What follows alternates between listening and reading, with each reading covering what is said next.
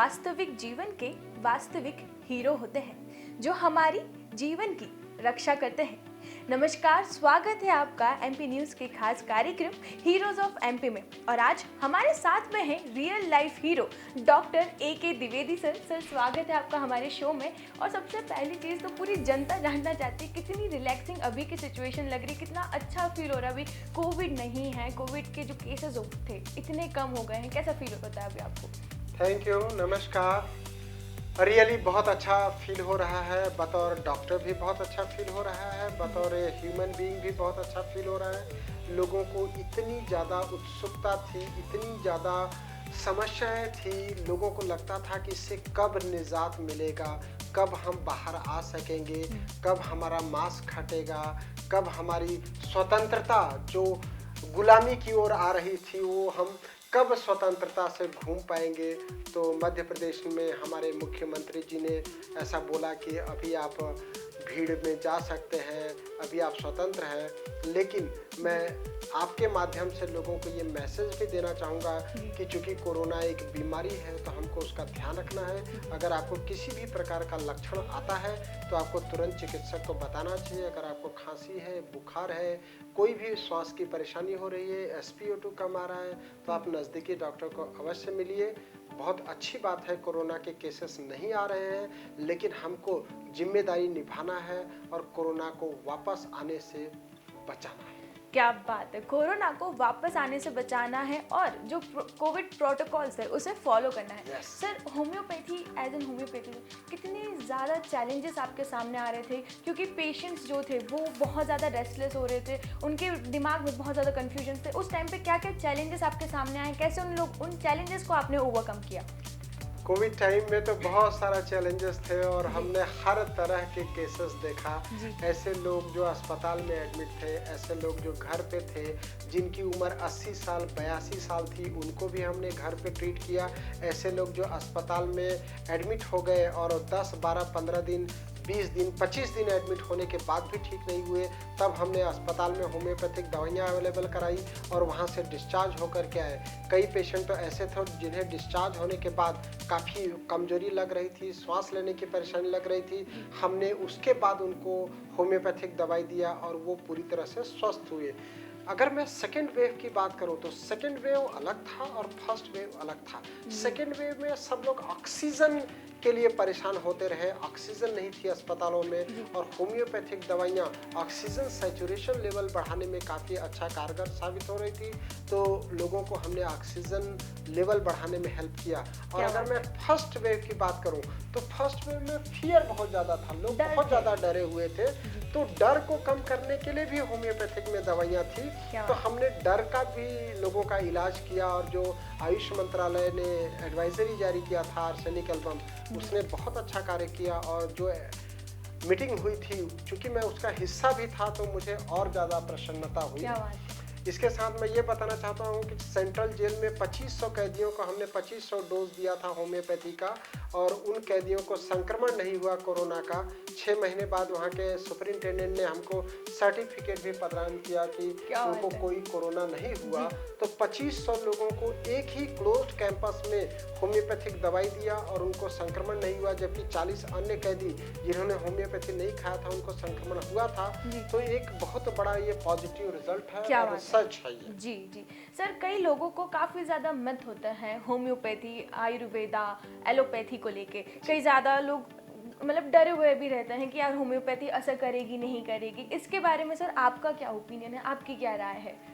नहीं, आप जो बात कर रही हैं बिल्कुल सत्य है, पर मुझे लगता है कि ये 25-30 साल पुरानी बात हो गई। आज होम्योपैथी के ग्रेजुएट कॉलेजेस हैं मध्य प्रदेश में, पोस्ट ग्रेजुएट कॉलेज है। अब जो होम्योपैथिक डॉक्टर्स आ रहे हैं वो एजुकेटेड हैं, 5.5 साल का BHMS कोर्स करके आते हैं, उसके बाद 3 साल का MD कोर्स करके आते हैं होम्योपैथी में। तो अब चूंकि एजुकेटेड लोग फील्ड में आ गए हैं, हमारे डॉक्टर्स को ये समझता है कि क्या बीमारी है, उसको उस स्टेज समझता है, प्रोग्नोसिस ऑफ डिसीज समझता है, डायग्नोसिस समझती है और वो बीमारी रिवर्सिबल है या नहीं है ये समझता है।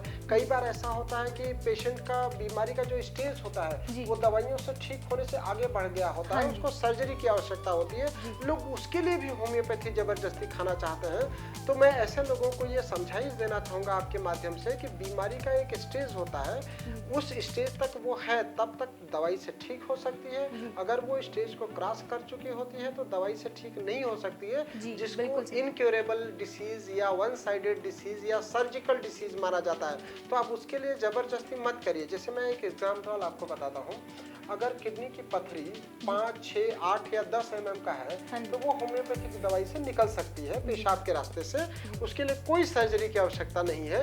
लेकिन वही किडनी की पथरी अगर 25 mm 40 mm की हो गई है तो वो पेशाब के रास्ते से किसी भी दवाई से नहीं निकलेगी। लोग हमारे पास 60 mm की पथरी की लेके आए दवाई लेने के लिए, हमने उनको मना कर दिया। अगर साइनस की बात करूं तो ऐसे साइनस यहाँ पे नेजल पॉलिप से ऐसा बाहर आ जाता है और उसके लिए लोग आते हैं कि दवाई दीजिए ये सूख जाए, क्योंकि हमको डॉक्टरों ने ऑपरेशन के लिए बोला है, हमसे श्वास लेते नहीं बन रहा है। तो वहाँ पे आपको ऑपरेशन की ज़रूरत है। वहाँ अगर साइनस इतने बड़े हो गए, पॉलिप्स इतने बड़े हो गए, साइनस में इतना सूजन है, पॉलिप्स अगर बड़े हो गए और आपको सांस लेने में परेशानी हो रही तो आपको ऑपरेशन के लिए जाना चाहिए और वापस बार बार ये परेशानी न हो उसके लिए होम्योपैथी लेना चाहिए। तो ये बिल्कुल गलत धारणा है कि होम्योपैथिक दवाई से बहुत समय लगता है। होम्योपैथिक दवाई से बहुत जल्दी आराम आता है। बिल्कुल सही। कई बार पेशेंट्स डॉक्टर को कंसल्ट करने में लेट हो जाते हैं, जिसके कारण बीमारी बड़ी हो जाती है, डॉक्टर के सामने भी एक चैलेंज हो जाता है। सर, अभी हाल ही की सिचुएशन अगर हम देखें तो डेंगू मलेरिया के केसेस बढ़ रहे हैं, इसके लिए सर आप क्या हमारे दर्शकों को सुझाव देना चाहेंगे?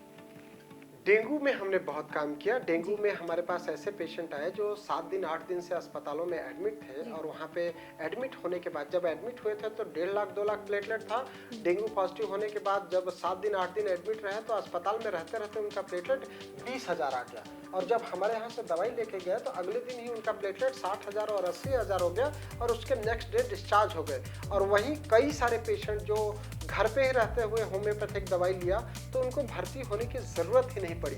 डेंगू में लोग मुझे लगता है इस साल थोड़ा ज़्यादा डरे हुए थे।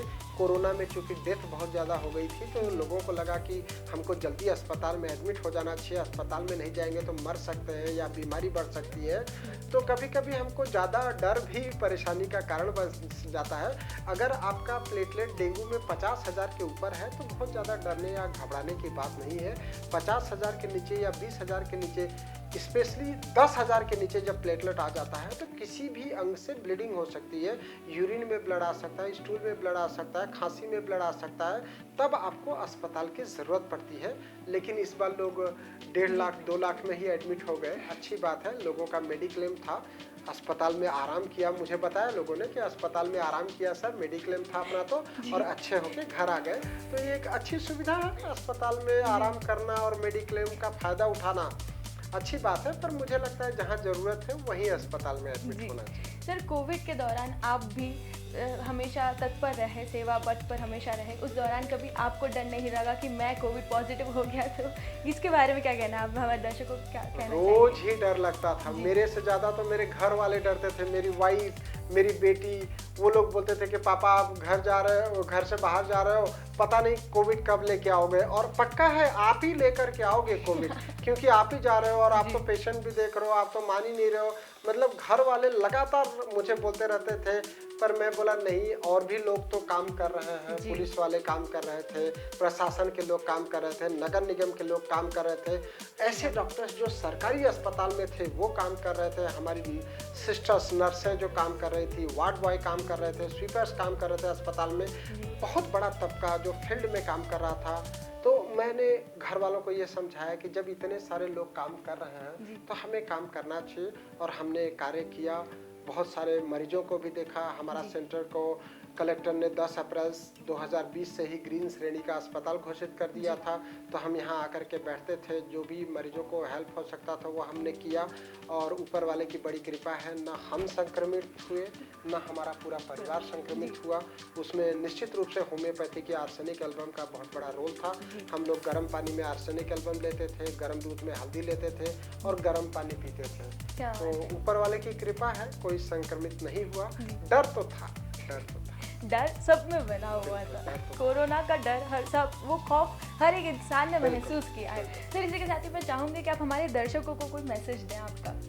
मैं आपके दर्शकों को ये बताना चाहता हूँ कि मैं एक ऐसी पुस्तक लेकर के आ रहा हूँ कोरोना के साथ और कोरोना के बाद। उस पुस्तक में हमने बहुत सारे लोगों के एक्सपीरियंसेस लिया है। मैंने एलोपैथिक डॉक्टर्स को उसमें सम्मिलित किया है, आयुर्वेदा डॉक्टर को सम्मिलित किया है, होम्योपैथिक डॉक्टर को सम्मिलित किया है, नेचुरोपैथी डॉक्टर्स को सम्मिलित करा है। इसके अलावा पुलिस प्रशासन को लिया है, अन्य अधिकारियों को लिया है, बैंक वालों को लिया है। इसके अलावा जो पेशेंट जिनके घर में कोई हैपनिंग हो गई, जिनके फादर एक्सपायर हो गए और बेटा उनके फ्यूनरल में नहीं जा सका, ऐसे लोगों के भी हमने एक्सपीरियंसेस लिया है। बड़ा कठिन समय था। मैं चाहूँगा कि ऐसी बीमारी कभी वापस न आए। तो लोगों को मैं ये भी बताना चाहता हूँ कि कोरोना के बाद लोगों में ये होम्योपैथी, नेचुरोपैथी और आयुर्वेदा का बहुत बड़ा स्कोप बढ़ा है। लोगों को ये हिम्मत आई है कि हम घर में रह के भी ठीक हो सकते हैं, हम काढ़ा पी के भी ठीक हो सकते हैं, हम भाप लेके भी ठीक हो सकते हैं। तो लोग कहीं ना कहीं प्राकृतिक चिकित्सा की ओर आए, ये बड़ी अच्छी बात है। वहीं हमारा युवा वर्ग जो ये सोचता था कि हम पिज़्ज़ा बर्गर के बगैर तो रह ही नहीं सकते, जिंदा रह ही नहीं सकते, फ़ोन करता था ऑनलाइन, अभी बस आधे घंटे में आ जाएगा। उनको दाल चावल रोटी सब्जी घर का खाने का मिला 2 महीने 2.5 महीने। तो ऐसे युवा वर्गों को दाल चावल रोटी सब्जी का भी बेहतर महत्व समझ में आया। और ऐसे लोग जो घर को समय नहीं देते थे, ऐसे पेरेंट्स जो बच्चों को समय नहीं देते थे, उन लोगों ने घर को समय दिया। तो मुझे लगता है कि एक युग परिवर्तन हुआ। दुनिया अब कोरोना के पहले और कोरोना के बाद जानी जाएगी। तो कोरोना के बाद जिन लोगों ने इस समय में कोरोना को देखा, खास करके हमारी युवा पीढ़ी जो एकल परिवार को महत्व देती थी, उन्होंने परिवार के महत्व को समझा। जो लोग आउटिंग और सैटरडे संडे के होटलिंग को महत्व देते थे, उन्होंने खाने के महत्व को समझा। अगर हम अच्छा खाना खाएंगे, जैसा खाए अन्न वैसा होए मन, अगर हम अच्छा खाना खाएंगे तो हम बीमार ही नहीं होंगे। इस महत्व को भी लोगों ने समझा। और सबसे ज़्यादा जो समझा वो ये समझा कि हम पैसे से स्वास्थ्य को खरीद नहीं सकते, स्वास्थ्य सुविधाओं को भी नहीं खरीद सकते। जिनके पास अस्पताल बनाने के पैसे थे, उन्होंने एक बेड के लिए अस्पताल में तरस गए। तो पैसा से स्वास्थ्य सुविधाएं या स्वास्थ्य खरीदा नहीं जा सकता है। तो दोस्तों आइए हम अपने स्वास्थ्य को संवारें।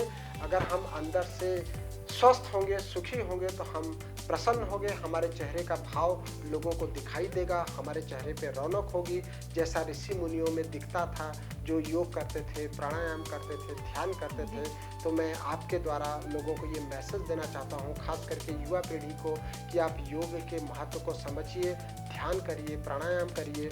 और ऐसे लोग जो बहुत जल्दी पेन किलर या एंटीबायोटिक खा लेते हैं, मैं उनको रिक्वेस्ट करना चाहूँगा, करबद्ध मेरी प्रार्थना है कि बच्चों को आप जल्दी पेन किलर या एंटीबायोटिक मत दीजिए, उससे उनका इम्यूनिटी कम होता है। उसके लिए आप होम्योपैथिक दवाइयाँ दीजिए।